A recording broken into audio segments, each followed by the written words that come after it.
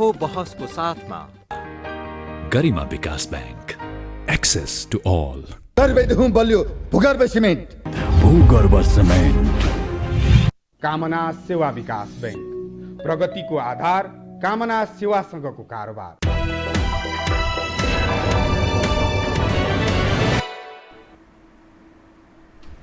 नमस्कार, यो बसमा म यहाँहरूलाई हार्दिक स्वागत गर्दछु। जीवराम भण्डारी। आज यहाँहरू सामुन्ने उपस्थित हुनुहुन्छ सुरजित दत्त। उहाँ मोरङ रङ्गेलीका हुनुहुन्छ, एउटा सामाजिक अभियन्ता। नेपालको पछिल्लो बिग्रेको अवस्था उप चिन्तित हुनुहुन्छ दत्त। उहाँ विज्ञानको पृष्ठभूमिको विद्यार्थी पनि हुनुहुन्छ, अव्वल दर्जाको। उहाँसँग आज म समसामयिक विषयलाई केन्द्रमा राखेर कुराकानी गर्नेछु। कोरोना भाइरसका कारण नेपाली समाज आतंकित छ, विश्व नै आतंकित छ। यो के हो भन्ने एउटा जिज्ञासा पनि छ। यसका बारेमा पनि सुरजित दत्तले लामो समयदेखि चिरफार गर्ने प्रयास गर्नुभएको छ। दोस्रो, नेपाली समाज यतिखेर मिलेनियम च्यालेन्ज कर्पोरेसन अर्थात् अमेरिकी अनुदान सहयोग $50 करोड लिने कि नलिने, लिँदा के फाइदा, नलिँदा के फाइदा, यो विषयमा पनि नेपाली समाज विभाजित छ, दिग्भ्रमित पनि छ कतिपय सवाल उप। यो अर्को पेचिलो विषय छ।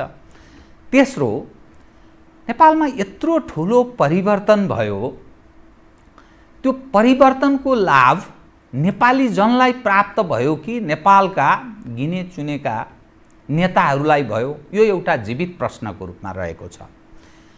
नेपाली समाजमा रूपान्तरणको कुरा गर्ने र खास गरी नेपाली जन जो दिन दुखी छन् उनीहरूको उत्थान र उन्नयनको कुरा गर्ने हाम्रा समाजमा यस्ता अभियन्ताहरू पनि छन् जो निरन्तर लागि परेका छन्। त्यो लाभ या हानि, त्यो विषयलाई भविष्यमा त्यसरी हेरेका पनि छैनन् उनीहरूले। त्यसै मध्येमा पर्नुहुन्छ सुरजित दत्त। क्रियाशील हुनुहुन्छ, समाजका हरेक घटना उप नजिकबाट त्यो निहाल्ने त्यो सामर्थ्य क्षमता पनि राख्नुहुन्छ। उहाँसँग आज म यिनै समसामयिक विषयलाई केन्द्रमा राखेर आम दर्शकका कतिपय जिज्ञासालाई त्यो सम्बोधन गराउने प्रयत्न गर्नेछु। सर्वप्रथम म उहाँलाई स्वागत गर्छु। स्वागत छ यहाँलाई। जय गोरखनाथ। तपाईँसँग प्रारम्भ गर्नु पूर्व मैले जय गोरखनाथ भन्नुभयो होइन? हजुर, जय गोरखनाथ। किन त्यसो भन्नुभयो बताइदिनुहोस् त। मैले यहीँबाट सुरु गरेँ। हजुर, हामी द रुल अफ नेचरमा चल्ने हाम्रो संस्कार थियो। प्रकृति पूजक हामी, र गुरु गोरखनाथ भगवान शिवको अवतार, उनी प्रकृति पूजक हो।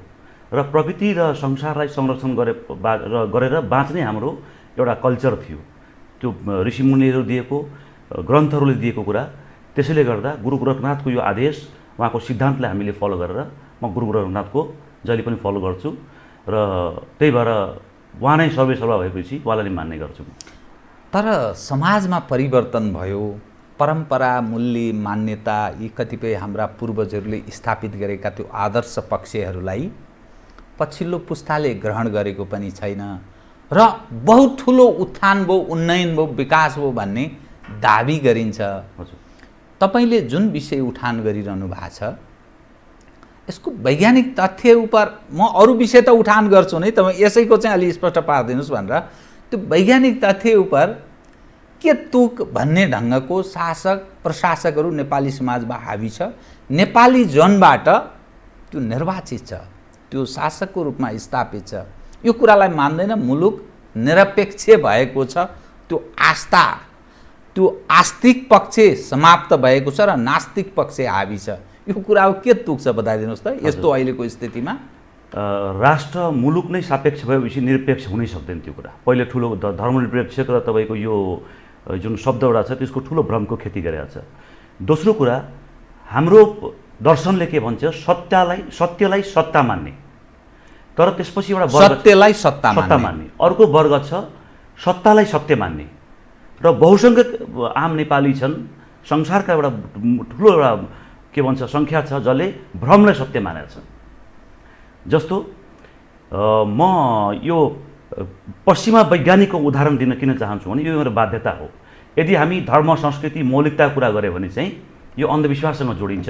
जब पश्चिमा दार्शनिकहरूको कुरा वैज्ञानिकहरूको कुरा जोडिन्छ त्यसपछि त्यसलाई अलिकति ओहो हो भन्ने कुरा मानिन्छ। जस्तो रसियन केजिबी एजेन्ट युरी बेजमेनोभले 1992 मा एउटा खुलासा गर्नुभएको थियो, एलाइट्स वर्गहरू जुन अमेरिका युरोपका जुन एलाइट्स जुन छ जसले तपाईँको 700-800 को एलाइट्स करिब करिब 1000 को सङ्ख्यामा छन्, तिनका हातमा तपाईँको मुठ्ठीभरका एलाइट्सहरूको हातमा तपाईँको खनिजहरू भयो, पेट्रोकेमिकल मोलिक्युलहरू भयो, अनि मेडिसिन फार्मास्युटिकल कम्पनीहरू भयो, हतियारहरू भयो, ब्याङ्कर्सहरू भयो, र यो सबै कुराको उनीहरूको हातमा छन् र उनीहरूले आफ्नो उत्पादनलाई अरू देशमा स्थापना गर्नको लागि त्यो देशको मौलिकता नमासी हुँदैन, त्यसको लागि एजुकेसन सिस्टमलाई बर्बाद गरे र एजुकेसन सिस्टम बर्बाद गर्दाखेरि चाहिँ हामी आफ्नो मौलिकता गुमायौँ। जस्तो एउटा एक्जाम्पल महत्त्वपूर्ण दिन कृपया बताउनु त।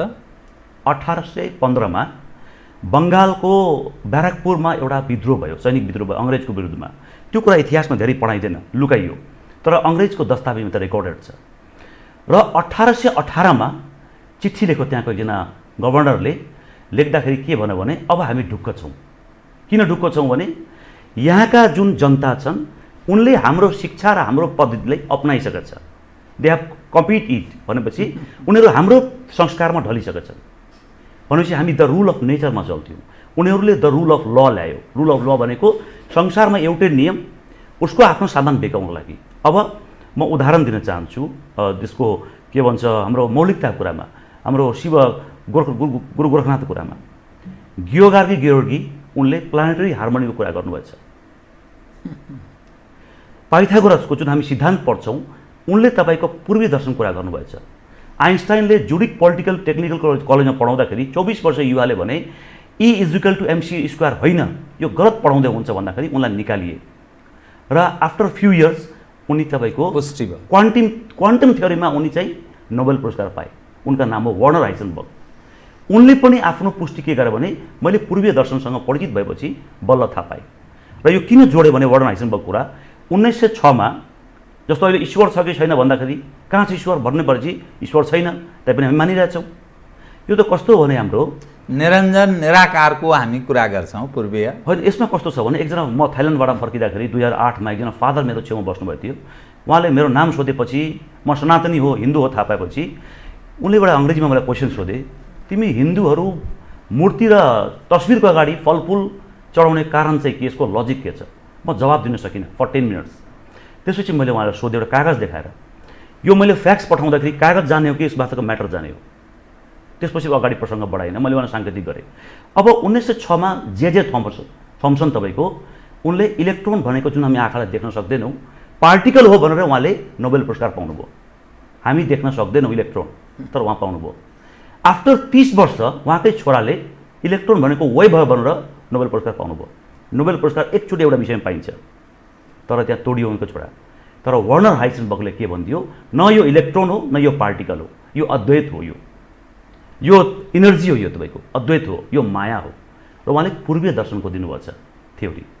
त्यसैले हाम्रा पूर्वीय दर्शन जुन छ त्यो कुराले हामी 5वटा इन्द्रियले हेऱ्यो भने, अहिलेको शिक्षा पद्धति हेऱ्यो भने हामी त्यो पुग्न सक्दैनौँ। त्यसको लागि जुन चेतनाको जुन हाम्रो जुन स्तर बढाउनु पर्ने, जुन पिनियल ग्ल्यान्ड खोल्नु पर्ने, त्यो खोल्दैन। किन हामी जुन पानी खाँदैछौँ त्यो पानीमा तपाईँको क्लोरिन र फ्लोरिन मिलाएको छ, ब्लिचिङ पाउडर मिलाएको छ, नेपाल सरकारले मिलाउँछ। र यो कुरा अमेरिकाले जब तपाईँको अमेरिकामा जब फर्स्ट पानीमा जब यस्तो केमिकलहरू मिलाउन थाले र त्यसको पछाडिको पर्दाफास गर्नको लागि जन अफ केनेडी डल्लासमा जान थाले, उनी त्यही दिन मारिए। उनले खोल्न लागेका थिए अन्तर्राष्ट्रिय मेडिकल कम्पनीहरूले यो कुरालाई, कम्पनी के भन्छ, पानीमा चाहिँ यो रसायन मिलाउने, केमिकल मिलाउने र मान्छेको अर्गन फेलियर गर्ने, विभिन्न रोग लाग्ने, साथसाथ उसको पिनियल ग्ल्यान्ड त्यो त्रिनेत्र खोल्ने जुन छ, तेस्रो नेत्र, त्यो चाहिँ नखोलोस् भनेर, ताकि यिनीहरूको सबै कुरा थाहा हुन्छ भन्ने कुरा। किन हाम्रा ऋषिमुनिहरूले कहिले पनि मैले लेखेको छु भन्ने ग्रन्थमा कहिले पनि भन्नु छैन। प्रकृतिसँग हामी अलि टाढा हुन थाल्यौँ, हामी कृत्रिममा रमाउन थाल्यौँ र भ्रम हाबी भइरहेको छ नेपाली समाजमा भन्ने हामी हुन थालेको होइन, हामीलाई गराइयो। जसरी बडाकाजी अमरसिंह थापाले एउटा पत्र लेख्नुभएको थियो 1815 मा, भारत र यो नेपाल र अङ्ग्रेजसँग युद्ध हुँदाखेरि अङ्ग्रेजसँग टाढा बस्नु, आन्तरिक फिरङ्गीसँग टाढा बस्नु। 2.5 करोड रुपियाँ त्यो टाइममा तपाईँको हाम्रो नजिकको छिमेकीले त्यतिखेर सहयोग गरेको थिए। त्यसको बावजुद पनि हामी जुन लडाइँमा हामी जुन जित्यौँ वीर गोर्खालीहरूले, त्यो के हो भने प्रकृति पूजक थिए, श्रद्धा थिए, देश र माटोप्रति माया थिए।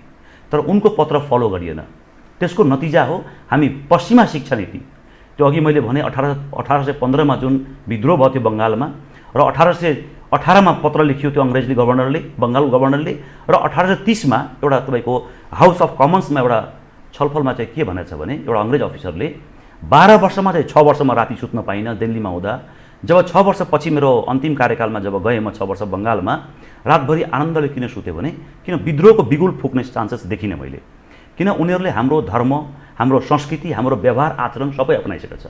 घरमा हाम्रो बच्चा के लगाउँछ त? हाम्रो आफ्नो मौलिक पोसाक लगाउँछ, तर बोर्डिङ स्कुल जाँदाखेरि के लगाउँछ? उसले टाई लगाउँछ। त्यो टाई भनेको सिँगान पुस्नका लागि युरोपियनहरूले प्रयोग गरेको थियो। त्यो 6 महिना 7 महिना तपाईँको मौसम, तपाईँको सूर्य उदय हुँदैन, त्यो सर्दी उनीहरू लागिरहन्छन्, फ्लूले वर्षभन्दा बढी मान्छे मर्छन्। त्यो टाई जुन नाक सिँगान पुस्ने थियो आजको दिनमा फ्यासन भएको छ, जस्तो लिपस्टिक भएको छ। म यो अनपार्लिमेन्ट्री वर्ड युज गर्न बाध्य छु।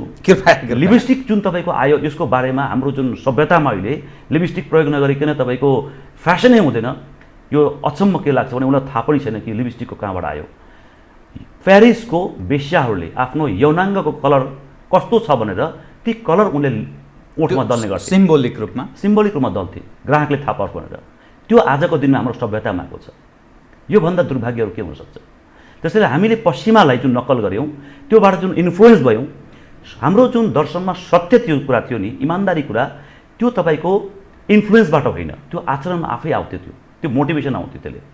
तर पश्चिमाले के गर्यो? हामीलाई इन्फ्लुएन्स गरिदियो, हामी इन्फ्लुएन्स भयौँ। त्यही भएर अघि भने भ्रमलाई हामी सत्ता मानेछौँ, सत्य मानेछौँ, त्यसैको नतिजा हो। यस सवालमा एउटा मात्रै विषय उठान गर्छु, त्यसपछि म एमसिसीमा प्रवेश गर्छु। होइन, यो 21औं सदीमा प्रकृतिको समीप रहेर जुन प्रकृति प्रदत्तको तपाईँ कुरा गर्नुहुन्छ, मानिस त्यससँग निकट रहेर बाँच्नुपर्छ भन्ने, त्यो सम्भव छ? हामी कसरी जिउन सक्छौँ? किनभने ग्लोबल भिलेजको कुरा गर्छौँ, एकअर्कासँग निकट नभइकन अब कुनै पनि विश्व, कुनै पनि देश बाँच्न सक्ने अवस्थामा छैन। परनिर्भरता एकअर्काको, इभन शक्तिशाली देश अमेरिका पनि परनिर्भर छ, ऊ आफ्नो कारणले मात्रै ऊ जिउन सक्ने अवस्था छैन। संसारका शक्तिशाली देशहरू, हाम्रै छिमेकी देश चीनको पनि त्यस्तो स्थिति छ। त्यो सम्भव छ? जुन प्रकृतिको कुरा हामी गऱ्यौँ नि, हाम्रो 4वटा युग आयो। त्यो ग्लोबल हाम्रो जुन इन्भाइरोमेन्टको परिवर्तनको साथसाथ त्यस अनुसारको परिवर्तन हुँदै गयो। त्यो ऋषिमुनिहरूले टाइममा त्यसलाई व्याख्या गरे, त्यो समाजको संरचनाहरू तयार गरे। करिब 1000-1200 वर्ष भयो, त्यसलाई तोड्ने काम चाहिँ निरन्तर भयो। र अहिलेको जुन समाज जुन तयार भएको छ, म इक्जाम्पल दिन्छु। किसानहरू आजको दिनमा जोसँग खेती छ, आफ्नो मौलिक बिउ छ, उसलाई यो लकडाउनले केही कुरा छोएको छैन। तर यो 21 सेन्चुरीको जुन हामी जुन अहिलेको समाजको मोडल भन्छौँ, विकासको मोडल भन्छौँ, अमेरिकालाई शक्तिशाली भन्छौँ, त्यो लकडाउनले, यो कोभिडले उसलाई के गरिदिए? ऊ ठुला जुन सम्पत्ति थिए, उनका जुन इन्फ्रास्ट्रक्चर थिए, कर्पोरेट हाउसहरू थियो, त्यो कहाँ गए? हो, केही मुठ्ठीभरका माफियाले कमाएको छन्। जस्तो अक्सफामको एउटा रिपोर्ट म तपाईँलाई देखाउन चाहन्छु। कृपया अक्सफामको आम दर्शकलाई मैले अनुरोध पनि गरेँ, सुरजित दत्तजी केही अक्सफामको एउटा रिपोर्ट देखाउन लाग्नु भएको छ, त्यो तपाईँले यसो हजुर। यो तपाईँको जुलाई 22, 2020 को रहेछ। यो पेन्डेमिक प्रॉफिट्स एक्सपोज्ड। यसमा 25 जना टप संसारका व्यापारी मध्ये 17 जनाले तपाईँको $85 बिलियन बढी कमाएको छ गत सालको तुलनामा, थोरै टाइममा। यो अक्सफामको रिपोर्ट हो। र ती व्यापारीहरूले के गरेछ भने सामानको दाम 10 रुपियाँ छ भने 100 रुपियाँ पारिदिएछ, त्यहाँबाट 5 रुपियाँ उसले डोनेसन पनि दिएछ। वर्ल्ड ब्याङ्कको थ्रुबाट, IMF को थ्रुबाट, WHO को थ्रुबाट अरू देशमा भ्याक्सिनको लागि, अन्य प्रयोजनको लागि, लकडाउन गराउनको लागि।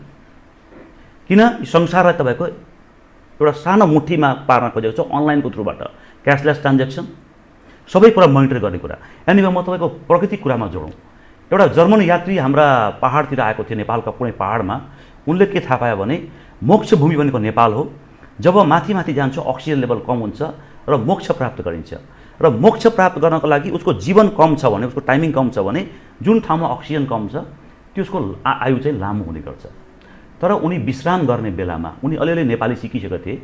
एकजना स्थानीय युवती, फुच्ची बालिका आफ्नो भारी भाइलाई बोकेर, सानो भाइ भोटेको बच्चाहरू अलिक बलियो हुन्छ, भारी हुन्छ, बोकेर पिठमा चढेछन्। त्यो अङ्ग्रेज बसेको ठाउँमा जर्मन बसेको ठाउँमा पुगेछन् अनि सोधेछ ए नानी तिमी भारी बोकेलाई कसरी आयो एक स्यासेको तिमीलाई थाकेनौ त्यो नानीले त्यो बालिकाले कस्तो इनोसेन्ट जवाब दिएछ धत यो भारी होइन यो मेरो भाइ हो ती जर्मन यात्रीको आफ्नो जीवन दर्शनै परिवर्तन भयो त्यसैले हामीले हाम्रो दर्शनमा के थियो यो हाम्रो भाइ हो त्यहाँ प्रेम हुन्छ भारी होइन हामी सबैलाई मिलाएर चल्थ्यौँ हामी जुन कृषि उब्जनी गर्थ्यौँ त्यसको भाग छुट्याउँथ्यौँ चराचुरुङ्गी जनावरको लागि हरेक कुराको लागि प्रकृतिक पूजक हामी त्यसरी थियौँ किन हामी वी रन बाई इन्भाइरोमेन्ट हामीलाई प्रकृतिले बचाएको छ डिएनए जिनहरूले बचाएको छैन मोडर्न मेडिसिनले बचाएको छैन कृत्रिम सौविध्यले हाम्रो निरन्तरतामाथि प्रश्न उठ्दैन भन्ने तपाईँको बिल्कुल जस्तो अमेरिकाका जुन इकोनोमिक मोडल छ जुन साइमन कुजनेटले दिएको जिडिपीको आधारित छन् ती ठुला ठुला उद्योगहरू त धराशायी भयो नि 2-4-6 महिनामा धराशायी भयो मान्छे कति बेरोजगार भए तिनका आज हाम्रै देशमा पनि सानसाना व्यापारी ठुला व्यापारी धराशायी भयो नि त त्यो त 1900 के भन्छ विदेशबाट आएको त्यो हाम्रो डेमोक्रेसी जुन 90% फाइदा उनीहरूलाई गराउँछ यहाँका केही दलालहरूलाई गराउँछ र हाम्रो कस्तो थियो भने साना साना हामी समाजमा थियौँ पहिला साना साना समाजमा थियौँ साना साना गाउँमा थियौँ त्यहाँ साना साना गाउँमा तपाईँको साना साना उद्योगहरू थिए साना साना उद्योग जहाँ हुन्छ त्यसलाई गाउँले कन्ट्रोल गर्छ समाजले कन्ट्रोल गर्छ तर यो आर्टिफिसियल पश्चिमाबाट आयातित खोक्रो थोत्रो सिद्धान्त उधारको शब्द ज्ञान जुन छ त्यसले के ल्याइदियो बाटो घाटो चिल्ला भवन अनि ठुल्ठुलो उद्योग जुन देशमा जुन समाजमा ठुलो उद्योग छिर्छ त्यो उद्योगले त्यो समाजलाई कन्ट्रोल गर्छ त्यही भएर पार्टीभित्र आज उद्योगीहरू दलालहरू हावी हुने कारण के छ एउटा उदाहरण दिउँ अहिले नेकपाबाट तपाईँको उद्योग राज्य मन्त्री को छ मोती दुग्गड उनी कम्युनिस्ट पार्टीभित्र के योगदान गरेछ उनी आफ्नो पार्टी जुन पहिला थिए त्यसमा उनले देशको लागि के योगदान गरेछ उनको जिल्लामा चाहिँ जतिवटा फ्याक्ट्री छ ती फ्याक्ट्रीभित्र सामाजिक सुरक्षा भत्ता नै पाएको छैन मान्छेहरूले उनी ठुलो ऋणमा डुब्नेवाला छ अहिले यो देशलाई कहाँ के प्रयोजनका लागि उनले प्रयोग गर्ने हो भन्ने कुरा त्यो आफ्नो ठाउँमा छ त्यसैले भित्र त्यहाँ पार्टीभित्र इमान्दार एकजना पनि व्यक्ति थिएन त एकजना व्यक्ति यदि इमान्दार राखेको भए लाखौँ इमान्दार व्यक्तिले के सोच्थे भने हाम्रो प्रतिनिधित्व उहाँले गर्दैछ त्यसैले जहाँ जहाँ ठुलो उद्योग छिर्छ त्यहाँ तपाईँको उसको हावी हुन्छ र हाम्रो सामाजिक व्यवस्था सबै स्थानीय उत्पादन हाम्रो स्थानीय उत्पादन भनेपछि हाम्रो भूगोल द रुल अफ नेचर त्यो भनेको स्थानीय हावापानी स्थानीय उत्पादन स्थानीय भूगोलले तपाईँको तय गर्छ जस्तो एउटा हिमालमा बस्ने मान्छेको अनुहार कस्तो हुन्छ तराईमा बस्ने कस्तो हुन्छ समुद्रछेउमा कस्तो हुन्छ त्यो तपाईँ हामी चाहेर चेन्ज गर्न सक्दैनौँ र त्यही अनुरूप हाम्रा खानपान लगाई खुवाई वेशभूषा संस्कार संस्कृति अलग अलग थियो र रमाइलो कुरा गरौँ एसिया र अफ्रिकाको वेशभूषा हेर्नुहोस् पातुलो खुकुलो रङ्गीचङ्गी र यिनका नृत्य कलाहरू पनि एकदमै स्लो मोसनमा थियो किन समाज पनि स्लो मोसनमा थियो त्यही भएर सङ्गीत र संस्कार संस्कृति कला जन्मेको थियो त्यहाँ त्यसलाई टेकेर आध्यात्म मान्छे जान्थे तर युरोपमा के थिए उच्छृङ्खलता अराजकता रक म्युजिक र रक म्युजिकको एउटा उदाहरण दिउँ अक्सफोर्डमा तपाईँको एउटा वैज्ञानिकले प्रयोग गरेछन् 2टा क्यारी बनाएर बिउहरू राखेर एउटै प्रजातिका बिउ अलग अलग दूरीमा बनाएर उनले एक ठाउँमा रक त्यो बिउलाई माटोमा हालेपछि मलजल गर्ने अर्को ठाउँमा बिउ राखेर मलजल गर्ने र तपाईँको त्यहाँ एउटामा रक म्युजिक अर्कोमा तपाईँको स्लो म्युजिक राखिदिएछ त्यो पूर्वीय दर्शनको म्युजिक जुन ठाउँमा स्लो म्युजिक थियो त्यो बिउबाट चाँडै अङ्कुरित भयो हष्टपुष्ट बिउ भयो फुलको क्वालिटी फलको क्वालिटी राम्रो भयो र जुन ठाउँमा रक म्युजिक थियो त्यहाँ स्लो भयो त्यो बिरुवा कमजोर भयो र त्यहाँ फलफुल पनि रोगी भए त्यति हष्टपुष्ट भएन यो त नेटमा खोज्दाखेरि सजिलै पाइन्छ हामीले भनेपछि म्युजिकले हाम्रो कति असर पार्छ हाम्रो जीवन पद्धतिमा भन्ने कुरा त्यहाँ प्रस्तुत हो त्यही भएर हाम्रो संस्कार संस्कृति कति थियो कति ब्युटिफुल थियो कति क्रिएटिभ थियो भन्ने कुरा देखिन्छ त मानव जाति आफैमा त्यो प्रकृतिसँग समीप भएर हिँड्दाको त्यसको भविष्य र वर्तमानलाई केही सङ्केत यहाँले गर्ने प्रयास गर्नु महत्त्वपूर्ण यो एउटा महत्त्वपूर्ण विषय हुन जान्छ एउटा दर्शकका लागि आम मानिसका लागि कि म तपाईँसँग नि अब तपाईँ एउटा सामाजिक अभियन्ता भएको नाताले नेपाली समाज जसरी दिग्भ्रमित हुँदैछ शासक र आम मानिसबीचको दूरी जसरी बढोत्तरीमा छ र अहिलेको विकास भएको घटनाक्रम हेर्दा यो कुन दिन के हुन्छ दुर्घटनामा प्रवेश गर्छ कि या मुलुकको अस्तित्वमाथि पनि कतिपय मानिस प्रश्न गर्छन् के चल्छ भन्ने एउटा प्रश्नवाचक चिन्हको रूपमा खडा छ भलै यत्रो ठुलो परिवर्तनको कुरा गरिन्छ, चुनाव सम्पन्न भयो, जनप्रतिनिधिको चाहिन्छ, संविधान जारी भएको छ, जनताले बनाएको संविधान बनिएको छ, 70-80 वर्षदेखिको सपना साकार भएको अनेकौँ अनेकौँ अनेकौँ नारा हामीले सुनेका छौँ, देख्यौँ, बेहोर्यौँ, भोग्यौँ। सवाल मिलेनियम च्यालेन्ज कर्पोरेसनतर्फ तपाईँको म ध्यान केन्द्रित गर्छु। हजुर, अमेरिकाले नेपाललाई 50 करोड अमेरिकी डलर अनुदान सहयोग, तिर्नु नपर्ने सहयोग दिन चाह्यो। यस सवाल पर नेपाल कम्युनिस्ट पार्टी नेकपा विभाजित रह्यो। प्रमुख प्रतिपक्षी दल नेपाली काङ्ग्रेस सोलो ढोलो यो तत्काल पास गर भन्ने चाहन्छ। अरू पार्टीहरू यस सवाल पर केही मौन छन्, केही पर्ख रहेको अवस्थामा छन्, अथवा त्यो के हुन्छ त्यसबाट रिफ्लेक्सन नेपाली समाजमा के पर्छ त्यसको आधारमा धारणा बनाउने हिसाबमा छन्। हजुर, तपाईलाई म अलि पहिलेदेखि नै यसो रिड गरिरहेको छु, बुझ्ने प्रयास गरिरहेको छु। एमसीसीको तपाईँ कट्टर आलोचक हुनुहुन्छ, आलोचना तपाईँ लामो समयदेखि गरिरहनु भएको छ। मानिसहरू के भन्छन् भने हाम्रो नेपाली समाजमा आलोचना या समर्थन यसका पछाडिका तागत भनेको राष्ट्रिय भन्दा पनि अन्तर्राष्ट्रिय बढी हुन्छ भन्ने एउटा दृष्टिकोण पनि छ। तर एमसीसी के कारण, किनभने तपाईँको मैले कतिपय कुरा प्रारम्भमै भन्दिया हुनाले किन एमसीसी नेपालको पक्षमा छैन भन्ने तपाईँलाई लागेर यो विषय उठान गरिरहनुहुन्छ। कृपया ल पुष्टि गर्ने ढङ्गले तपाईँको प्रस्तुति म यो लाखौँ दर्शक हेरिरहनु भएको छ, तपाईँलाई मैले यही अनुरोध गरेँ। कृपया। हजुर, धन्यवाद। एउटा भनाइ छ अङ्ग्रेजीमा, the devil is in the details. शैतान जुन छ त्यहाँभित्र छ। दान उसले नफर्काउने गरी दिने कुरा गरेको छ नि, मिलियनको पैसा दानमा प्रेम भाव हुन्छ, शर्त हुँदैन, पहिलो कुरा। र 1955 को एउटा सम्मेलनमा अफ्रिकामा जवाहरलाल नेहरू भनेछ दुई देशको बिचमा सम्झौता हुन सक्दैन, किन दुई देश कहिले बराबर हुँदैन, त्यो कुरा सामरिक हिसाबले कहिले बराबर हुँदैन। र एमसीसीमा छिर्नु अगाडि म केही कुराहरू राख्न चाहन्छु, त्यो चाहिँ जानु जरुरी छ। त्यो साउथ चाइना सी, त्यो चाहिँ जानु जरुरी छ। साउथ चाइना सी जुन छ, त्यो क्षेत्रफल जुन छ, त्यहाँ तपाईँको 2000 र 4000 वर्षको इतिहास हेर्दाखेरि चाइनाले दावा गर्छ, जिया र हानको दस्तावेज, शासनकालको दस्तावेजले उसले दावा गर्छ कि यो क्षेत्र हाम्रो हो। तर अमेरिकाले के भन्छ भने अनक्लोज भन्ने जुन तपाईँको नियम संस्था छ, जसले समुद्रको भूमिदेखि, त्यो देशको भूमिदेखि समुद्रको क्षेत्रफल कति हुनुपर्ने, त्यो भनेको 200 नटिकल माइल मात्रै हुनुपर्छ, अनक्लोजले भन्छ। ओन्ली 200 नटिकल माइल, त्यो भनेको कमसेकम 370 किलोमिटर करिब करिब हो। भनेपछि त्यो साउथ चाइना सीको पुरै क्षेत्र त परेन अनक्लोजको हिसाबले। तर चाइनाले के भन्छ, उनका पुरानो दस्तावेजको हिसाबले, शासनकालका जिया र हानको शासनकालको दस्तावेज देखाएर त्यो पुरै हाम्रो छ। त्यसको वरिपरि भियतनाम, कम्बोडिया, म्यानमार लगायतका, इन्डोनेसिया लगायतका देशहरू, विभिन्न देशहरू छन् त्यहाँ। त्यो क्षेत्रको सामरिक महत्त्व भने के हो भने त्यहाँ तपाईँको त्यहाँ 9 ड्यास बनाएको छ। 1947 मा चाइनाले 9 ड्यास कोरेको छ, त्यो हामी नेटमा हेर्न सक्छौँ। र त्यहाँ इन्डो पेसिफिक फेरि कहाँ जोड्छु भने चाइनालाई अलग, जस्तो एसिया पेसिफिक, पहिला एसिया पेसिफिक भन्ने चलन थियो, त्यसलाई 1920 मा एकजना जर्मनको एकाडेमिसियनले इन्डो पेसिफिक भन्ने उनको जर्मन भाषामा शब्द प्रयोग गरे। त्यसपछि एउटा भारतीय राइटरले आर्टिकल लेखे इन्डो पेसिफिक भनेर, त्यसपछि बिस्तारै चलनमा आयो। तर रसियाले कहिले पनि इन्डो पेसिफिक भन्दैन, प्रायः जसो भन्दैन। त्यो 9 ड्यास जुन उसले कोड गरेछ, त्यसपछि इन्डो पेसिफिकलाई एसिया पेसिफिकबाट इन्डो पेसिफिक भनेको चाइनाले कट गरिदिएछ उसले।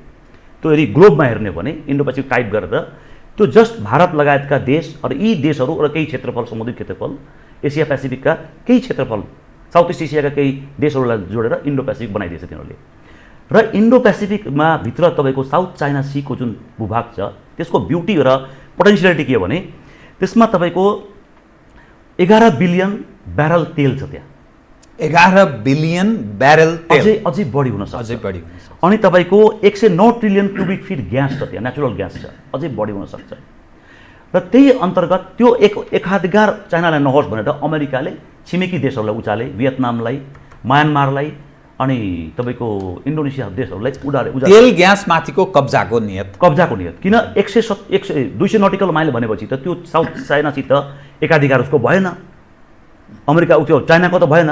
भनेपछि त्यो त खुला क्षेत्र भयो, मतलब इन्टरनेसनल क्षेत्र भयो त्यो कुरा, त्यसमा कसको अधिकार हुने भन्ने कुरा।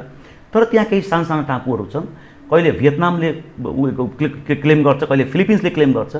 तर फिलिपिन्सले तपाईँको एउटा मुद्दा हाल्दाखेरि तपाईँको पर्मानेन्ट कोर्ट अफ एट्रिब्युसनमा मुद्दा हाल्दा 2013मा 16मा जिते, उनका पक्षमा फैसला भए पनि चाइनाले मानेन।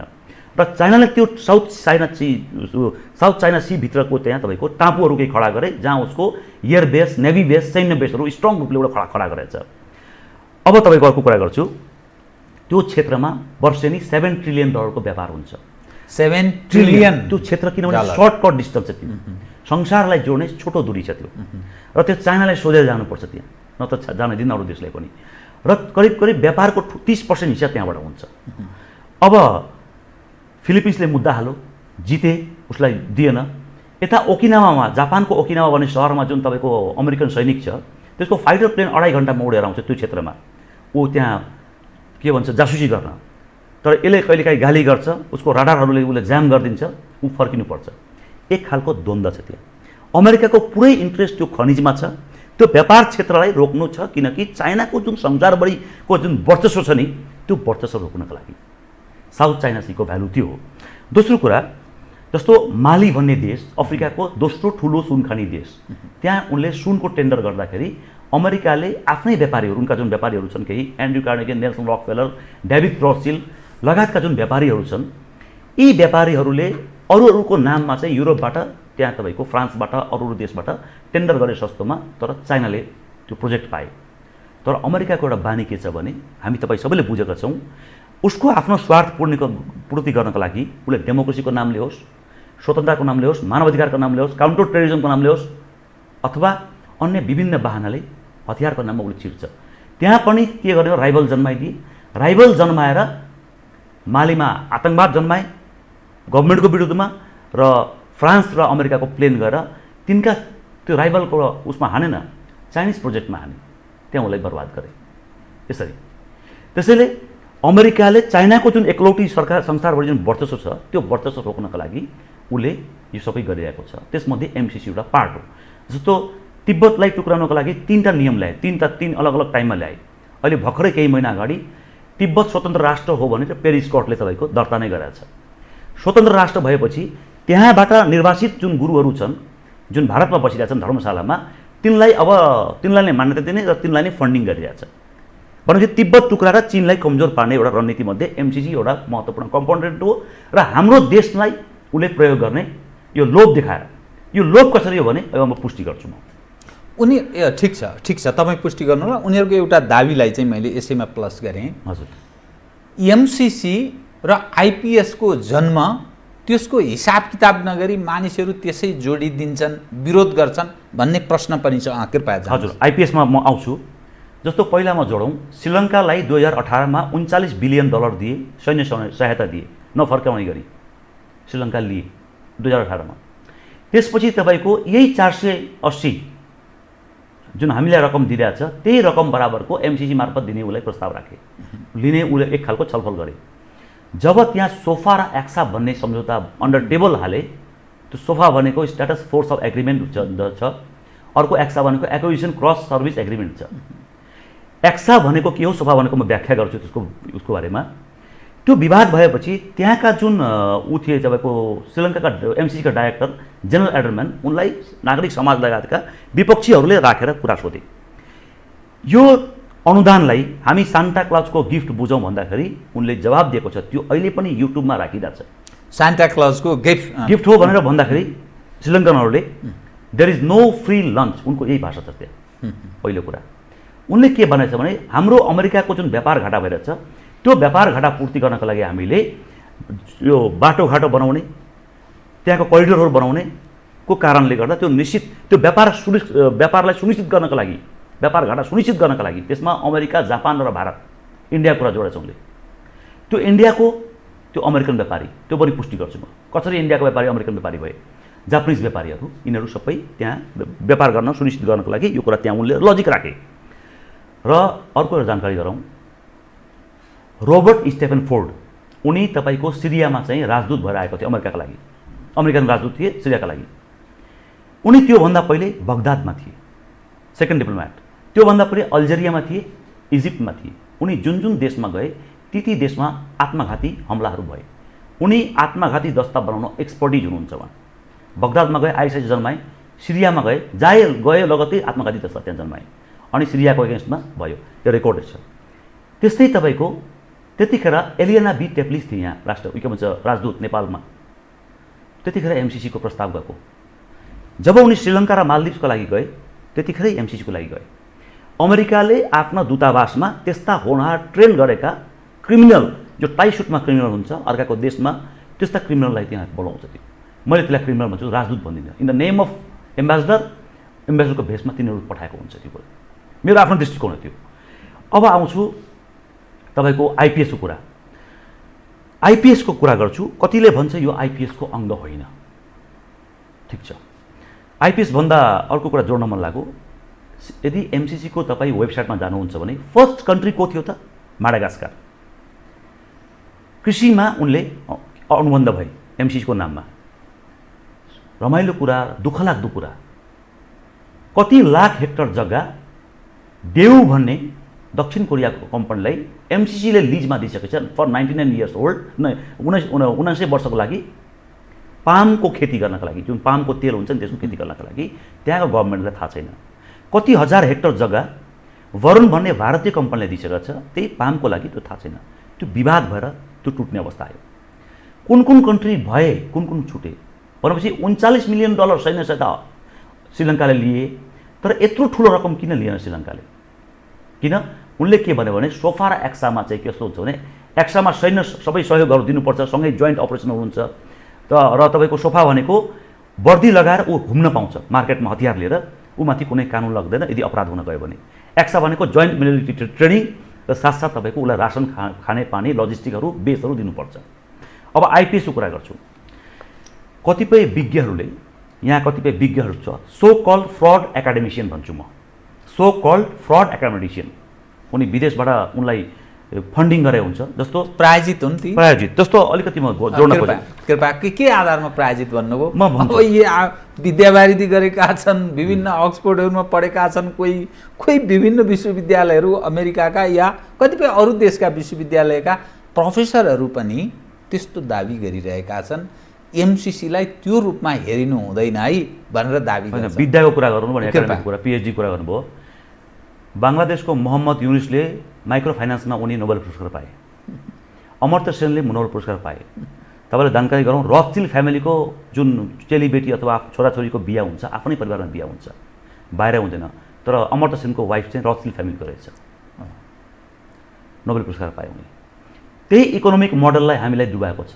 आज माइक्रो फाइनेन्सको कुरा गर्नुहुन्छ, नेपालमा ब्याङ्कले, मिसनरिजले, यो सहकारीले र जुन निजी व्यक्तिहरूले जुन लगाउँछ नि, यो धितो राख्छ नि, जमिन सुन चाँदी राखेर, त्यो सबभन्दा यो देशको क्यान्सर हो। त्यो माथि कुनै यो छैन। र यस्तै ठुल्ठुला व्यक्तिहरूलाई नोबेल पुरस्कार फन्डिङ गराएर एउटा मनोविज्ञान बनाएर उनीहरूले आफ्नो एजेन्डालाई थप्ने काम गर्छ। विद्वान हो अथवा यो ज्ञान भएको मानिस हो भन्ने उसलाई त्यो सम्पत्तिको रूपमा त्यस रूपमा ग्रहण गर्छ। एक्ज्याक्टली, त्यसरी उनीहरूले प्रसिद्ध गर्छ। एउटा रमाइलो घटना, 1991 को मे महिनामा फ्रान्समा एउटा पत्रिका छ द ला मन्डे भन्ने, त्यसमा एउटा आर्टिकल लेख्यो फ्रेन्चमा। त्यसमा के लेख्यो भने अबको चुनावमा चाहिँ भारतमा भइरहेको चुनावको मुख्य अर्थमन्त्री चाहिँ मनमोहन सिंहै हुन्छ। उनी पोलिटिक्समा थिएन।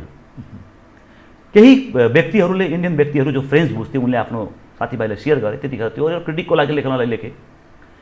त्यही महिनाको अन्तिममा राजीव गान्धीको हत्या भयो। त्यसमा नजाउँ। जब चुनाव भयो, उसलाई कहाँबाट उठाएर ल्याए? उनको उदय भयो भारतको राजनीतिमा र उनी अर्थमन्त्री बने। अर्थमन्त्री हुनु अगाडि उनी तपाईँको विदेशी लगानीको, ग्लोबलाइजेसन उसको के भन्छ फरेन एडको उनी विरोध गर्थे। अर्थमन्त्री हुनु बित्तिकै उनी सबै कुरा सपोर्ट गर्थे। र केही महिनापछि नै त्यहाँको भारतको अर्थनीति डामाडोल भएपछि उनकै पार्टीभित्रका सांसदले विरोध गरे। उनी रिजाइन गरे र वर्ल्ड ब्याङ्कको प्रेसिडेन्टले एउटा चिठी लेखे प्रधानमन्त्रीलाई। ठुलो डेमोक्रेसी देश भन्छ आफूलाई इन्डियाले, उनलाई चिठी लेखे। के भन्यो भने उनको राजीनामा एक्सेप्ट हुनु हुँदैन।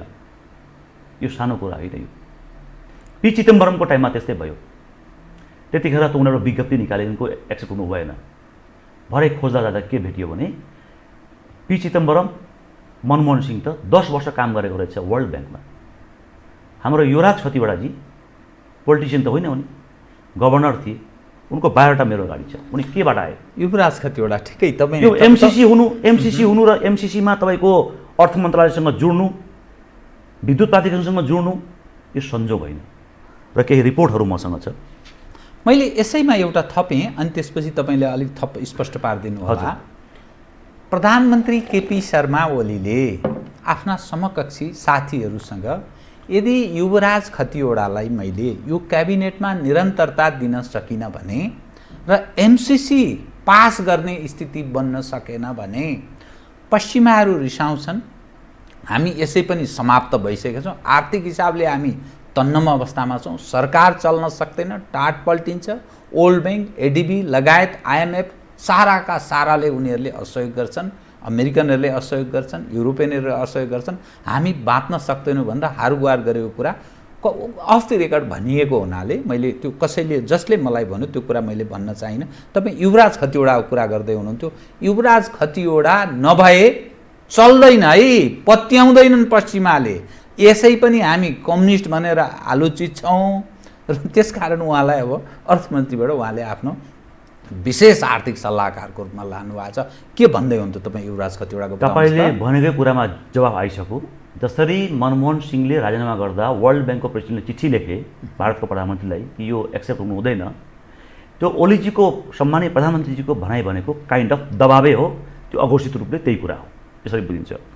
उनको अब हेर्दाखेरि हेर्नुहोस्, उनी चाहिँ भाइस चेयरमन थिए national planning commission government of नेपालमा सिन्स जुन 24, 2009 देखि 21 मार्च 2010सम्म। त्यसपछि उनी सिनियर इकोनोमिस्ट थिए इन युएनडिपी आरसिसी। त्यसपछि member of national planning commission government of Nepal, head of economic research development of Nepal राष्ट्र ब्याङ्क, टिचर थिए, ट्रेनिङ सेमिनारमा काम गरेको, उनका यसरी बायोडाटा मैले पुरै निकालेको छु। यी संस्थाहरूमा कसले काम गर्छ, कसलाई चान्स भेट्छ भने जसले विदेशी लगानी, विदेशी सङ्घ संस्था, विदेशी पोलिसीलाई यहाँ स्थापित गर्न सकोस्। जस्तो एउटा संस्था छ केटो, CATO, वासिङटन डिसीमा छ, पर्पेटिङ प्रोभर्टी भनेर किताब छापेको छ। WHO र IMFले कसरी संसारमा कसको लागि कसरी काम गर्छ त्यो डिटेल्स त्यहाँ लेखेको छ। त्यो कुरा CATO कुनै संस्थाले, नेपालको कुनै संस्थाले उनलाई मेल पठाउनुहोस्, मेल पठाएर म यो नेपालीमा छापेर म उल्था गरेर म सबैलाई दिन्छु, यो जनजागरण मतलब जनचेतनाको लागि दिन्छु भने उनले पठाइदिनुहुन्छ। त्यसमा सारा कुरा खुलेको छ। प्रकाश चन्द्र लोहनीजी राजाको टाइममा अर्थमन्त्री थिए, उनी पहिलोचोटि तपाईँको यहाँ विदेशी लगानी ल्याए। त्यसपछि फलो गरे तपाईँको रामचरण महतजीले। त्यसपछि हाम्रो अर्को अर्थमन्त्री, म नाम बिर्सिरहेछु उहाँको, काङ्ग्रेसबाटै हुनुहुन्थ्यो महेश आचार्य। त्यसपछि बाँकी अरू सबै आए, त्यसैको निरन्तरता उनी पनि हो। र एमसिसी अहिले क्रुसियल अवस्थामा छ। एमसिसी एउटा अन्तिम हो उनीहरूको लागि, अमेरिकनका लागि, चीन तोड्नेको लागि। यो नेपाल एउटा महत्त्वपूर्ण सामरिक हिसाबले एउटा महत्त्वपूर्ण भूमि हो। जस्तो अहिले तपाईँको इन्डिया र तपाईँको चाइनाको जुन ग्वालनको विषयमा जुन भइरहेछ, तपाईँको इन्डियामा त्यहाँका थिङ्क ट्याङ्कले के भनेछ भने अन्डमान निकोबारमा चाहिँ रसिया, अमेरिका, फ्रान्स र अस्ट्रेलियाका नौसेनालाई ल्याउनुपर्छ यो साउथ एसिया, इन्डो पेसिफिकको लागि। यसलाई कसरी बुझ्ने हामी? सङ्केत हो।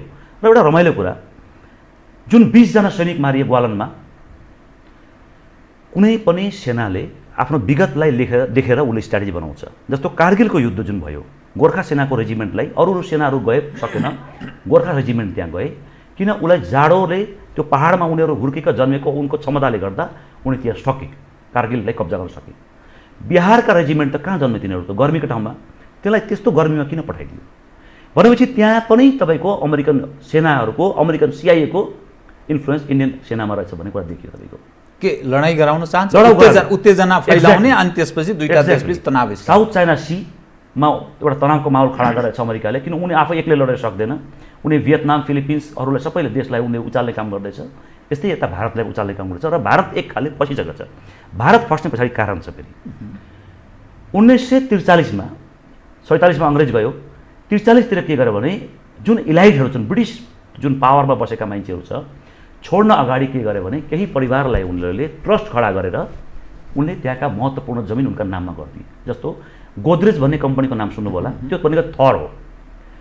अनि हजुरको अम्बानी भयो, अडानी भयो, टाटा बिर्ला भयो, यिनीहरूको नाममा ट्रस्टहरू खडा गरेर लाखौँ लाख हेक्टर जग्गाहरू दिए। जस्तो गोदरेजको नाममा 14 करोड स्क्वायर फुट, करिब 13 भन्दा माथि छ स्क्वायर फुट जग्गा बम्बेमा मात्रै छ।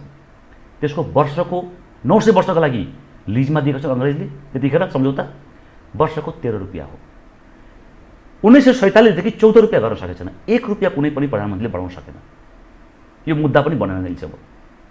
र ती भने चाहिँ आफ्ना ब्रोकरहरूलाई त्यसरी उनले स्थापित गरेको छ, स्थापित गरेका छ। नेपालमा पनि छन् तिनका स्थापित गरेका ब्रोकरहरू।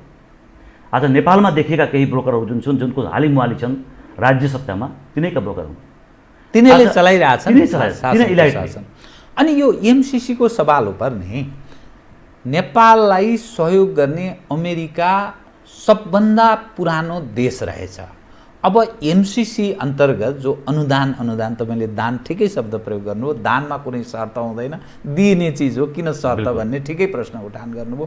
त एमसीसी ग्रहण गर्दा नेपाललाई के नकारात्मक के छ त बताइदिनुहोस्। हजुर, पहिले हजुरको एउटा जवाब दिउँ, इन्डो पेसिफिक कुरा गरौँ। यो तपाईँको the national security strategy of the United nation America, यो 2020 को रिपोर्ट निकालेँ मैले। यसको पेज नम्बर तपाईँको यसको सुरुकै पेजमा 2002 को त्यो, यो 2002 को रिपोर्ट 9/11 को जुन घटना भएको थियो नि, 9/11 को घटनासँग एउटा जोड्छु घटना। 9/11 को घटना हुँदाखेरि तपाईँको त्यहाँ एउटा जुन ट्विन टावर झरे, पछि रिपोर्टले के भन्छ भने त्यो ट्विन टावर तपाईँको झारियो। रमाइलो कुरा गरौँ, मैले एउटा कार्टुन आउँथ्यो, त्यो कार्टुनको एपिसोडको नाम भन्छु म तपाईँको, त्यसको नाम च्याङ ग्याङ जनी भन्ने भन्छ, जनी ब्रेबो भन्ने। 9/11 सेप्टेम्बरमा घटना भयो नि, त्यो तपाईँको अन इयर भएको थियो त्यो एपिसोड भनेको। त्यो ट्विन टावरको कमिङ सुन, टावरमा आगो लाग्यो कमिङ सुन भनेको तपाईँको अप्रिल 27, 2001 मै तपाईँको कार्टुनमा गरेको थियो।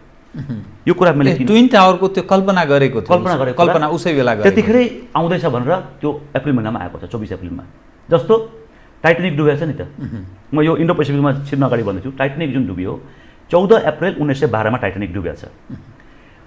1898 मा त्यो किताब लेखेको छ, रक अफ टाइटन भन्ने लेखियो अलरेडी।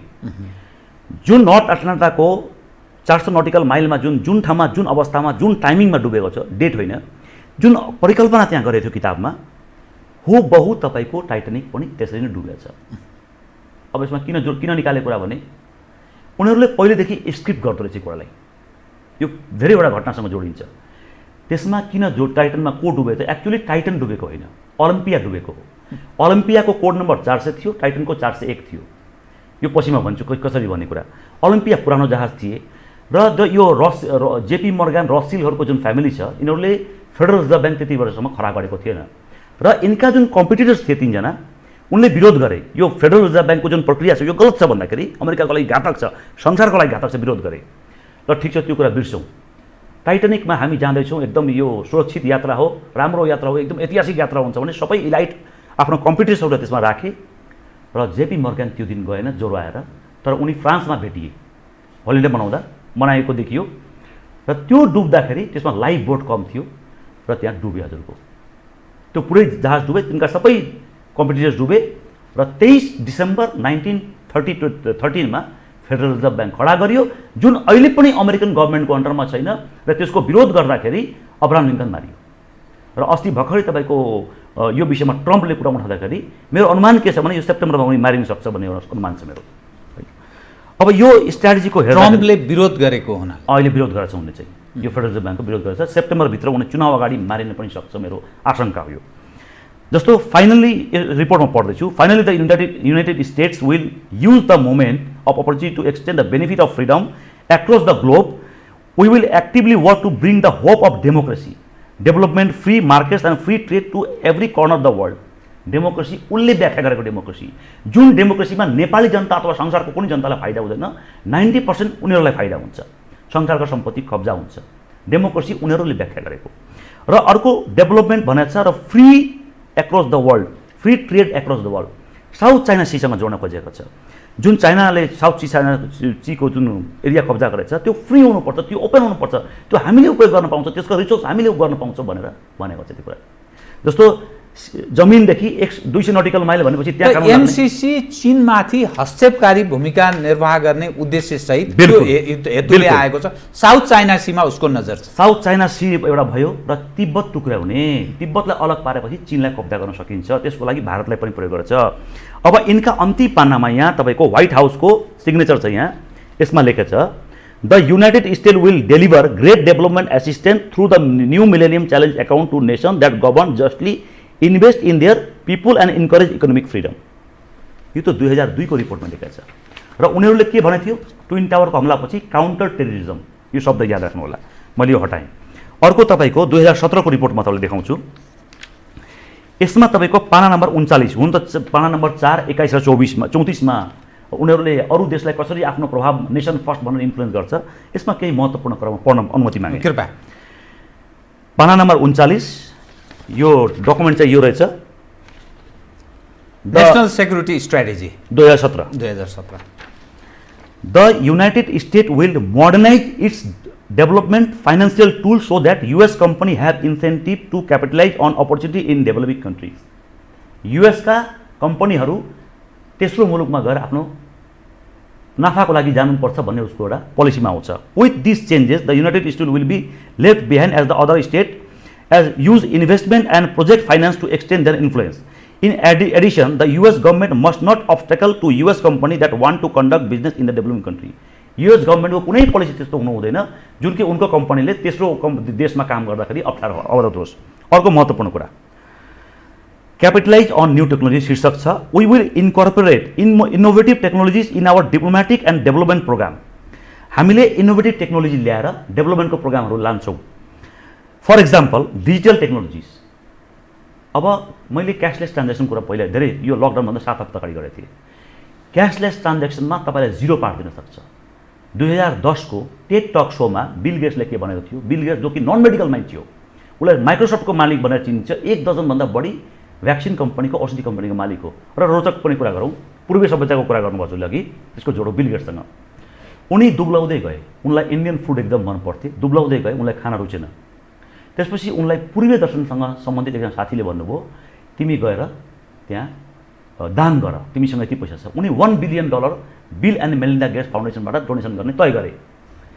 उनलाई भेट्न एकजना व्यापारी आए उनले भेट्न मानेन उनलाई टाइम दिएर 6 महिनासम्म टाइम दिन्न अचानक उनले अगाडि आएर भने यो काम तपाईँ राख्नुहोस् अरू केही गर्नु छैन मलाई उनी भनेको वारेन बफेट थिए जसले $37 बिलियन दिए मेरो नाम चाहिँ नहाल्नुहोस् बिल गेट्सले 5 घण्टा टाइम दियो उनलाई त्यसपछि बिल गेट्स राम्रो भयो दान त्यही भएर हाम्रो तेन तेक्तेन बुझिता भन्ने जुन छ हाम्रो संस्कृतिमा त्यही भएर अब डिजिटल टेक्नोलोजीको उहाँले के कुरा गर्नुभएछ भने आउने 2010 मा उहाँले भन्नुभएछ आउने समयमा महामारीहरू आउन सक्छ पपुलेसन घट्न सक्छ किनकि उनका बुवा फेरि तपाईँको सिनियर गेट्स चाहिँ तपाईँको अमेरिकाका लागि डिपपुलेसन एजेन्डामा काम गर्ने व्यक्ति हुन् जो कि हेनरी किसिन्जर पनि एक जमानामा नेसनल सेक्युरिटी स्ट्र्याटेजी मेमोरेन्डममा काम गरेको थियो त्यो के भन्छ गुगलमा सबै छन् नुनमा तपाईँको एल्युमिनियम सिलिकेट मिलाएर हामीलाई 25% युवाहरू नपुंसक र 30% महिलामा बाजोपन देखिएको छ नुनमा एल्युमिनियम सिलिकेट मिलाउँछ जुन नुनमा जुन अहिलेको हामी त्यो प्रयोग गरिरहेछौँ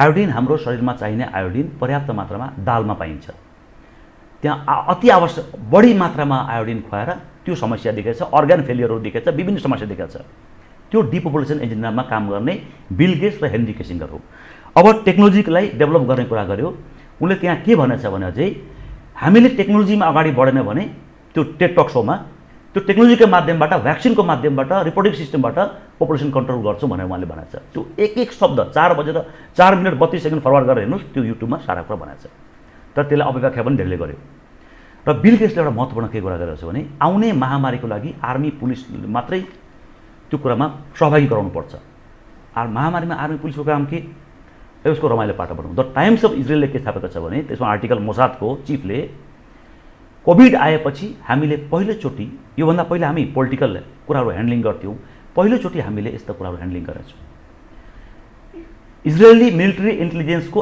81st टेक्निकल युनिटको चिफले के भनेछ भने यो भेन्टिलेटर मास्क सेनिटाइजर यो के भन्छ टेस्ट किटहरू हामीले पहिलोचोटि यस्तो जिम्मेदारी पाएका छौँ लास्ट सेटल गर्ने कसले गर्छ लास्ट नदिकन आर्मी पुलिस गर्छ उनले त्यतिखेर त्यो व्याख्या गरेको थिए त्यो संजोग होइन कुरा संसार यसरी नियन्त्रणमा जाँदैछ बिल्कुल अर्को तपाईँलाई जोडे मैले त्यसमा तपाईँको डिजिटल टेक्नोलोजीमा तपाईँको यो सबैकोसँग पहुँच हुन्छ यसमा सेलफोनको कुरा गरेको छ अहिले एउटा एप आउने कुरा गर्दैछ एप दिएको छ उनले जसमा तपाईँको अक्सिजनको लेभल कति छ तपाईँको ब्लड प्रेसरको लेभल कति छ सुगर कति लेभल छ तपाईँ यहाँ थिच्नुपर्छ यो बायोमेट्रिक तपाईँले उसले लगिरहेछ सेल्फी तपाईँको फेस रिडिङ सबै लगिरहेछ त्यो उनीहरूको डाटाबेसको लागि गरेको छ। अर्को तपाईँलाई भन्छु, अब महत्त्वपूर्ण कुरा यहाँ इन्सेन्टिभ रिफर्म भनेको छ उनीहरूले। The United State will use diplomacy and assistance to encourage state to make choice that improves governance rule of law जुन उसले लाउँछ र सस्टेनेबल डेभलपमेन्ट। यहाँ कतिपय तथाकथित फ्रड विद्वानहरूले के भन्छ, सस्टेनेबल डेभलपमेन्ट कुरा गर्छ नि, त्यसको व्याख्या कुनै दिन गरौँला। कसरी आम किसानको त्यो हक काटेको छ त्यो सबै मसँग डाटाहरू छ। We already do this through the millennium challenge corporation. यो त तपाईँको 2017 को नेसनल सेक्युरिटी स्ट्राटेजीको रिपोर्टमा लेखेको छ। अब तपाईँसँगको यो कुरा थोरै म इन्डो पेसिफिकको जोडे इन्ट्रेस्टिङ छ। यो थोरै तपाईँको 2018 को defence report, national defence report हेर्नुहोस्, त्यहाँ चाइनाको विरुद्धमा, रसियाको विरुद्धमा र अन्य देशमा आफ्नो इन्फ्लुएन्स कसरी बढाउने काउन्टर टेरिजमको नाममा बढाएको छ। र एउटा इन्डो पेसिफिकको कुरा जोड्छु। इन्डो पेसिफिकको पेज नम्बर 36 मा बहुमा पढ्दैछु त्यो कुरा। The United States seeks to expand our defence relationship with Nepal. Indo Pacific स्टेटले के भनेछ भने हामी नेपालसँग आफ्नो डिफेन्स रणनीति जुन छ नि त्यो के भन्छ त्यो फैलाउन चाहन्छौँ। फोकस्ड अन केमा फोकस छ त, HADR। HA भनेको ह्युमेनिटेरियन एसिस्टेन्स जुन अघि मैले पढिसकेँ। DR भनेको तपाईँको यो disaster relief. Peacekeeping operation. Peacekeeping operation चाहिँ महत्त्वपूर्ण छ। यो तपाईँको आतङ्कवादसँग जोडिन्छ। यहाँ तपाईँको काउन्टर टेरिजम पनि आएको छ। Defence professionalism, ground force capacity. Ground force capacity पनि बढाइरहेछ। माओवादी द्वन्द्वकालमा तपाईँको डेल्टा एउटा कुन फोर्स थियो, रेन्जर फोर्स एउटा थियो, त्यसपछि दुईवटा छ, अहिले पनि चालु छ त्यो। And counter terrorism, piece keeping र काउन्टर टेरिजमको कुरा गर्छु। अमेरिकन एम्बेसीले केही महिना अगाडि तपाईँको करिब 1 वर्ष हुन आँटेको छ, सेक्युरिटी अलर्ट डिपार्टमेन्टले एउटा विज्ञप्ति जारी गरेको थिए, दोलखा काभ्रे पलाञ्चोकमा आतङ्कवादको खतरा छ। प्रदीप ग्यावालीले अमेरिकाबाट आउने बित्तिकै के भन्नु, आतङ्कवादको खतरा छ। दिल्लीमा लास्ट तपाईँको डिसेम्बरमा तपाईँको 2019 मा आतङ्कवादीहरू पक्रा, आई गेस जनवरीको फर्स्टमा 2020 मा केही आतङ्कवादी पक्रा परे। त्यहाँ के भनौँ, यहाँ आतङ्कवादी नेपालबाट कन्ट्रोल भएन, यहाँ हामी पक्र्यौँ। अफ्रिकामा उसमा अफ्रिकाको एउटा देशमा अस्ति मारियो तपाईँको, त्यहाँ पनि के भनौँ, यो नेपाली हो भनेर भन्यो। यो त न्युयोर्क टाइम्सदेखि दुनियाँमा आइसकेको छ। र यहाँ के लेखेको छ भने काउन्टर टेरिजमको नाममा अमेरिका यहाँ छिर्ने भन्ने कुरा देखियो। त्यो कुरा सम्भावना त बढ्यो नि त, किन MCCको प्रोजेक्टमा उसले हमला आफै गराउने, जुन उसले मालीमा गराए, अन्य देशमा गरायो, इराकमा गराए। इराकमा त अमेरिकन सेना के भन्छ अमेरिकन जनताको ट्याक्सबाट उसले लडाइँ गरे, त्यहाँ घाटामा गए अमेरिका, तर तिनका व्यापारीहरू त्यो तेल कब्जा गरे फर फ्यू पिपुल। अर्को कुरा महत्त्वपूर्ण के लेखेको छ, our growing defence partnership can be seen in the establishment of the US Pacific led land force talk in 2018। उनको जमिनी जुन सेना छ, हाम्रो जमिनी सेनासँग त्यसलाई विस्तार गर्ने कुरामा चाहिँ त्यहाँ उल्लेख छ। अर्को आवर सेरेनी उनीहरूको our senior most military dialogue with Nepal भइरहेछ 2018 मा। This year has already been several senior level visit to Nepal by Indo Pacific commander and deputy assistant secretary of defence for south and south east Asia to further advance our defence relationship. उनका ठुल्ठुलो अफिसरहरू अझै त्यसलाई विस्तार गर्नका लागि उनीहरू लागि परेको छ, यो इन्डो पेसिफिकको रिपोर्टले भन्छ। र अर्को 4वटा स्काई ट्रक जुन दियो यहाँ सेनालाई, यहाँका रक्षा मन्त्रालयको इमान्दार त्यति छ, उनले त्यो दस्तावेज दिन सक्छ। त्यो स्काई ट्रक कसले दिएछ, त्यो इन्डो पेसिफिकले दिएको छ। इन्डो पेसिफिकले MCC मार्फत दिएछ, त्यो निकाल्न सक्छ, त्यो देखाउन सक्छ दस्तावेज। म चुनौती दिन्छु रक्षा मन्त्रीले, इमान्दार छ भने जनता पर्छ। सुरजित दत्तजी, म तपाईँसँग ठिक कार्यक्रमको अन्त्यमा आएँ। एउटा प्रश्न, त्यससँग 3वटा विषय उठान गर्छु संक्षिप्तमा, मसँग समय भएन, तपाईँसँग कुरा गर्न धेरै चाहन्थे, हामी 1 घण्टा व्यतीत गरिसकेछौँ कि। 1, जसरी पनि MCC मार्फत उनीहरू प्रवेश गर्न चाहन्छन् भन्ने तपाईँको दृष्टिकोण रह्यो होइन? यदि MCC रिजेक्ट गरिदियो भने जो भारतीय विस्तारवाद र अमेरिकी साम्राज्यवादको निरन्तर नारा लगाउने कम्युनिस्टहरू यदि MCC त्यसलाई चाहिँ अस्वीकार गर्ने स्थितिमा प्रवेश गरे भने तपाईँले भनेको कुरा नेपालमा केही रहँदैन? 1 होइन, पहिला कुरा तपाईँको अहिले बडो राम्रो कुरा गर्नु म सुरुमै गर्न चाहन्थेँ। यी कम्युनिस्ट पार्टीको नारा के थिए, दस्तावेज के थिए? अमेरिकी साम्राज्यवाद, भारतीय विस्तारवाद। अहिले यिनीहरू किन मरिहत्ते गर्दैछ त्यो अमेरिकन पैसा लिनको लागि? त्यो अस्वीकार भयो भने के हुन्छ? अस्वीकार भयो भने यहाँ यस्तो छ, यी दलहरू यसलाई दलमा बान्दिनन् यिनीहरूलाई, किन राजतन्त्रबाट जुन कुरा भएन, उनका स्वार्थमा जुन काम भएन जस्तो गद्दाफीको सत्ता फैलियो नि त। गद्दाफीले के भने मैले तेल र यो ग्यास बेच्छु, खनिज बेच्छु, त्यसको साटोमा डलरमा होइन म सुनमा बेच्छु। गद्दाफी उसले सद्दामले पनि त्यही कुरा गरेपछि उनीहरूको सत्ता गए। राजतन्त्र पनि पश्चिमाको जसरी तपाईँको एउटा के भन्छ हाम्रो यो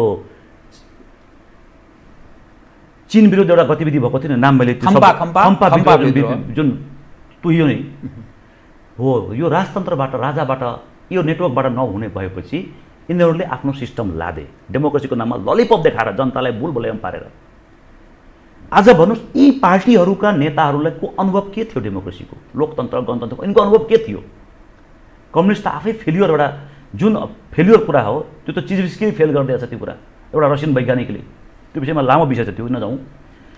यिनीहरूले नारा लगाउने एक खालको चरित्र, एक खालको।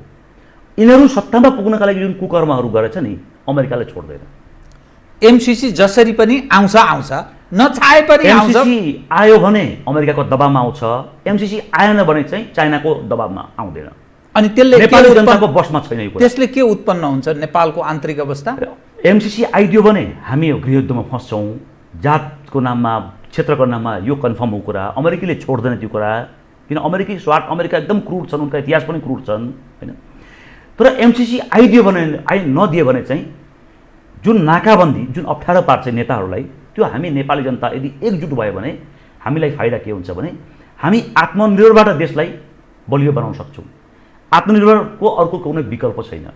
एमसीसीले तय गर्छ, जुन लजिक दिँदैछ नि, एमसीसीको पूर्व अध्यक्षले, अहिलेको वर्तमान अध्यक्षले कुनै मिडियामा भनेको थिए, मैले शर्तहरू पढेको छैन, यो मेरो लागि बाइबल हो, यस्तो हल्का कुरा गर्ने। यदि एमसीसीले तय गर्छ कि यो देशको विकास कसरी हुन्छ भने यी पार्टीको काम के, यी सत्ताको काम के, मन्त्रालयको काम के?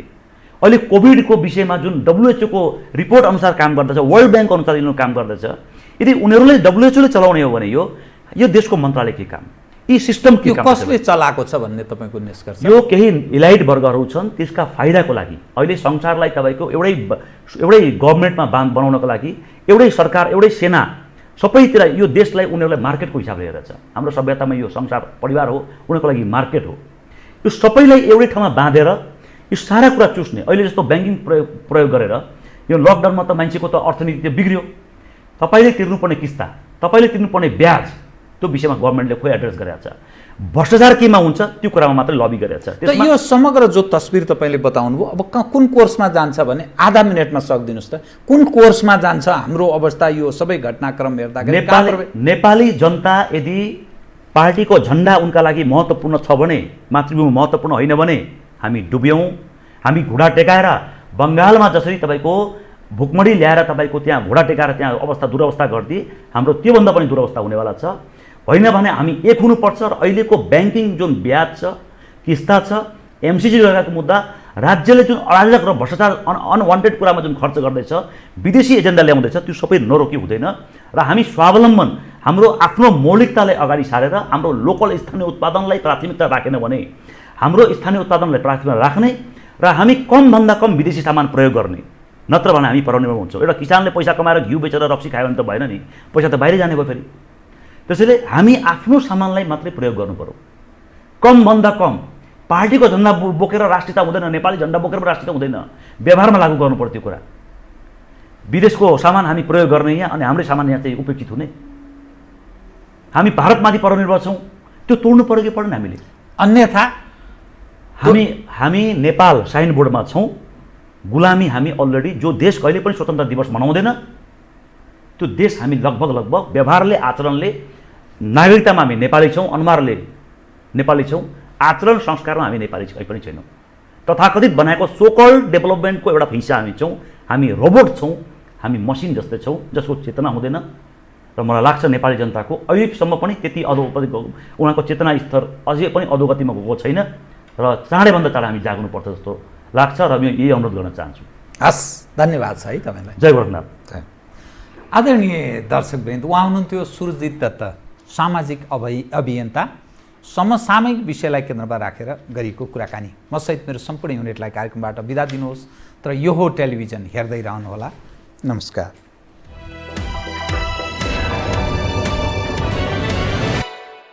यो हो बहसको साथमा गरिमा विकास बैंक, एक्सेस टु ऑल। सर्वैदेखि बलियो भूगर्भ सिमेन्ट। भूगर्भ सिमेन्ट। कामना सेवा विकास बैंक, प्रगतिको आधार, कामना सेवासँगको कारोबार।